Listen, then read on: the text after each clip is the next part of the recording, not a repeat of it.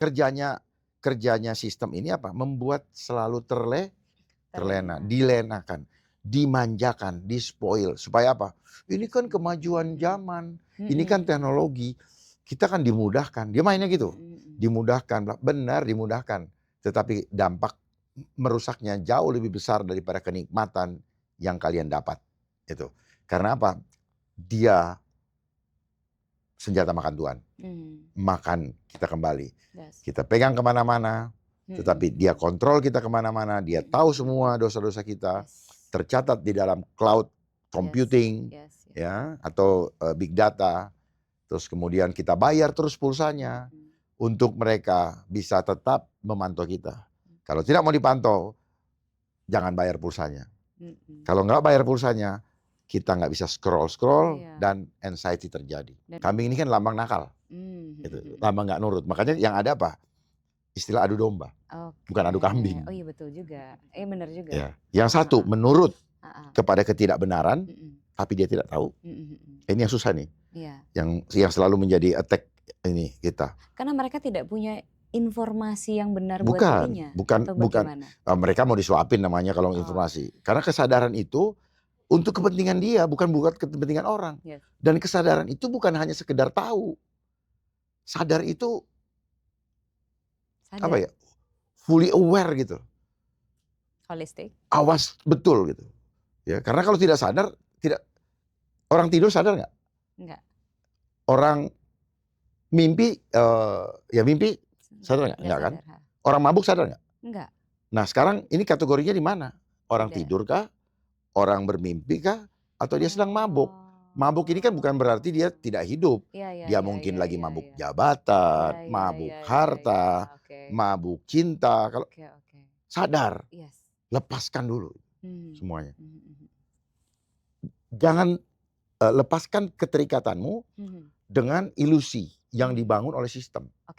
Seperti misalnya gini, saya dulu terjebak dengan ilusi bahwa pengen punya rumah. Ketika saya punya rumah, supaya apa? Supaya orang menganggap bahwa saya orang berada, orang punya. Apa yang saya dapatkan? Apa yang saya harapkan dari ilusi tersebut? Validasi. Saya naik mobil Mercy atau naik Avanza. Ini membangun validasi yang dibangun oleh sistem dunia. Sehingga ketika saya naik mobil Mercy, walaupun gak ada yang lihat, ini sendiri nih, ada apa ya? Permainan perasaan sendiri, ilusi sendiri. Padahal dengan hayalan sendiri, keren. Harap-harap nanti ketemu cewek cantik dan sebagainya kan. Apa yang didapatkan? Kita mengeksplor tanpa rem itu kita punya nafsu. Ya kan? Makanya Hermetas. Itu kan sedang memberikan ini. Makanya dari mata turun ke hati. Akhirnya dari hati mulai lihat dompet. Setelah lihat dompet, melangkah ke mall. Cukup nggak? Nggak ada. Tunggu. Kalau ada di depan, ada proyek. Proyek, kita tunggu proyeknya. Kan gitu-gitu aja hidup. Ya kan? Itu. Ya Mas Hendra? Gitu. Jadi hidup itu cuma begitu. Nah, semua kita hidup dalam sistem. Makanya orang apa waktu zaman COVID apa? Pengen divaksin, hanya gara pengen masuk mall. Ampun, itu benar. Itu benar. Ya. Dan begini, itu benar. Kalian pahami bahwa itu adalah tempat jebakan. Dulunya nggak ada mall zaman saya kecil dulu. Jalan di Bandung tuh di Braga, di pinggir jalan, udah senang cuma lihat-lihat etalase kan. Sekarang ada di dalam suatu gedung yang ada kacanya dan ada pintunya. Mesti dicek dulu lagi pakai pip gitu. Ya, dulu. Artinya kan dulu waktu mereka baru sosialisasi ini kan, keluar masuk begitu ada ini, track nggak boleh. Boleh masuk asal itu. Nah, udah hebat kan. Sama satu lagi yang akan jadi jebakan, apartemen. Nanti suatu saat catat omongan saya, listrik akan dimatikan. Itu keluar semua tuh orang tuh, kayak apa semut, lewat tangga darurat. It will happen. Nah, nggak ada omongan saya yang belum ini. Itu akan terjadi. Itu jebakan Batman. Dan ditunggu di bawah, siapa yang belum misalnya scan biometrik mata, siapa yang sidik jarinya belum ada, siapa yang belum punya sertifikat vaksin dan sebagainya. Ditungguin. Kan gampang. Matiin itu AC mati, kagak ada jendelanya. turun. Gak usah disuruh, turun sendiri. Betul, Mbak? Seperti tempat ini. Ya, ya, ya. Gitu. Dan sebagainya. Dan banyak sekali jebakan-jebakan Batman. Ya, naik pesawat, apa segala macam. Makanya apa? Selama ini kita dibiarkan bebas. Terus begitu dibilang, saat ini kita nggak boleh kemana-mana. Goncang jiwanya. Ya, langsung banyak yang Iya, dia main di meninggalkan. situ. Dia main di situ. Jadi kenapa selama sebelum vaksin dimunculkan, takutkan dulu jiwanya. Lemes sendiri. Ini kan namanya apa? Hormon kortisol Ya. di stimulus ya. untuk keluar. Ya. Akhirnya apa yang terjadi? Cytokine storm, badai imun. Iya. Gitu. Dan betul, banyak orang hanya mati karena ketakutan. Yes. Tapi ditanya nggak takut, bohong. Karena apa? Mata melihat, telinga mendengar, perasa, sel-selnya merekam. Segala macam itu mengendap di subconscious. Yes. Akhirnya apa? Keluarlah semua penyakit dan sebagainya. Makanya kalau misalnya gini, Mbak, ini ada surat dari KPK, Mbak menerima transfer dari seorang pejabat ini kan. Terus akhirnya Mbak langsung apa? Besoknya nyakit. Apakah nyakit? Ternyata tidak nyakit. Emang psikisnya terganggu. Ya, stress. Langsung ini gutnya kacau semua kan. Iya, sebenarnya. Jadi memang begitu. Jadi hidup ini adalah permainan psikologi. Mereka bermain psikologi. Itu. Karena apa? Kalau yang dikembangkan adalah bagaimana sistem homo homini lupus. Jadi manusia menjadi serigala, konsep homo homini lupus, manusia menjadi serigala manusia yang lain. Supaya manusia selalu berpikiran bahwa manusia yang lain itu adalah ancaman. Ketika merasa terancam, maka otak purbanya akan keluar. Apa otak purbanya? Mencari perlindungan. Gitu. Mencari perlindungan, larinya kemana? Si pembuat masalah. Wanipiro. Gitu. Gitu loh. Berarti memang harus melepaskan sistem which kita sendiri yang punya kesadaran. Ya, kita yang punya kesadaran itu. Persiapkan diri. Kecuali kalau sistem itu tidak dalam rangka untuk melakukan kejahatan kemanusiaan. Karena sistem ini makin lama saya lihat apa? Iya. Ini adalah kejahatan kemanusiaan. Gitu. Dan dituliskan dalam undang-undang. Undang-undang apa? Undang-undang Kesehatan nomor 17 tahun 2023. Di pasal 400 dan seterusnya, itu sanksi-sanksi kejahatan kemanusiaan. Kalau nanti kita tidak mau terima vaksin, atau tidak mau mengikuti programnya ya penguasa, ya walaupun dibilang undang-undang kan, mereka kadang-kadang pakai alasan gini, undang-undang sesuai dengan undang-undang. Padahal undang-undangnya dibuat berdasarkan keinginan daripada pemodal. Jadi niat jahat daripada agenda tersebut ada di undang-undang.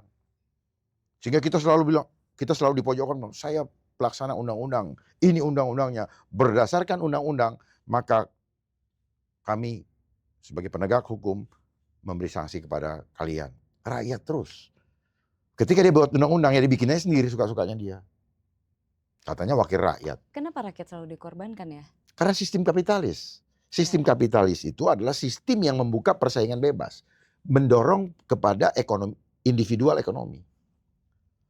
Dengan alih-alih inovatif dan kemajuan ekonomi. Gitu. Kemajuan siapa ya? Kemajuannya dia yang berkuasa. Apakah rakyat bisa dipintarkan? Apakah rakyat bisa dipintarkan, disadarkan gitu, supaya mereka tidak menjadi korban lagi gitu? Atau bagaimana seharusnya yang kita jalani sih, Bang? Tentunya rakyat pasti bisa kita ini kan, bisa kita cerdaskan. Ya. Karena pintar dengan cerdas dua hal yang berbeda. Kalau pintar itu baca. Oke, bagaimana kalau cara cerdas itu rakyat gitu? Kesadarannya naik, bangun. Nah, bangunkan dulu. Kalau nggak bangun, bisa gini, bangun, ada maling. Bangunkan dulu. Kalau dia masih gini, gimana mau dimalingin aja gitu. Ya udah. Itu yang terjadi. Makanya apa? Makanya apa? Kerjanya sistem ini apa? Membuat selalu terlena, dilenakan. dimanjakan, dispoil. Supaya apa? Ini kan kemajuan zaman, ini kan teknologi. Kita kan dimudahkan. Dia mainnya gitu. Dimudahkan, benar dimudahkan. Tetapi dampak merusaknya jauh lebih besar daripada kenikmatan yang kalian dapat. Itu. Karena apa? Dia senjata makan Tuhan. Makan kita kembali. Kita pegang kemana-mana.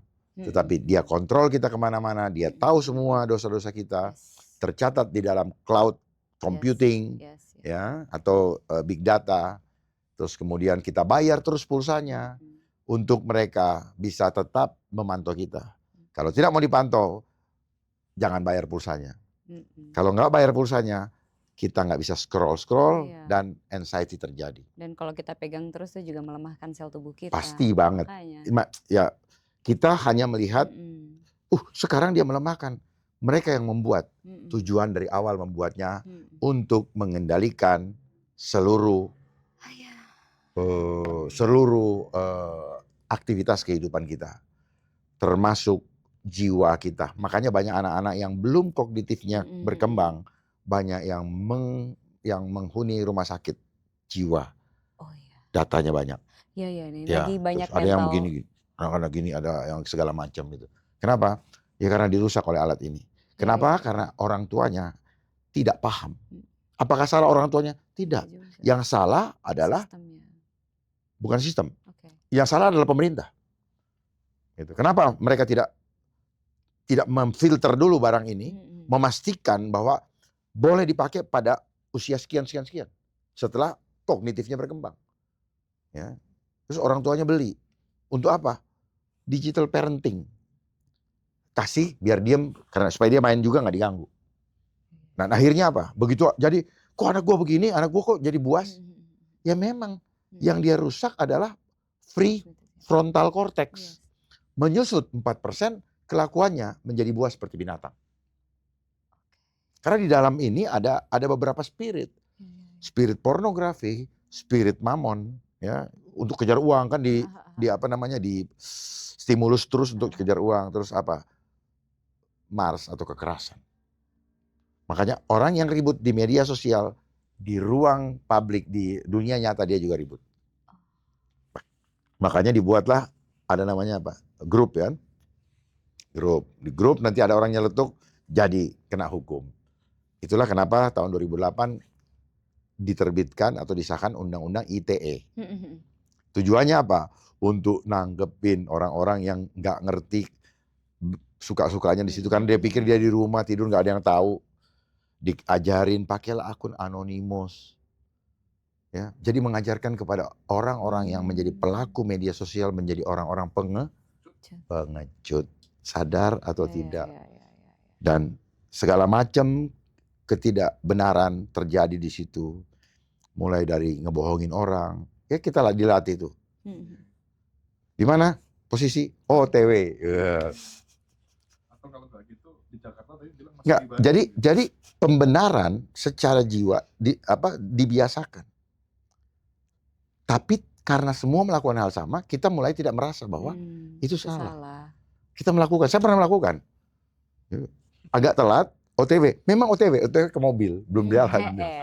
Atau mungkin OTW lagi pakai baju buru-buru karena terlambat bangun kan gitu. Kalau aku jujur aku langsung share location.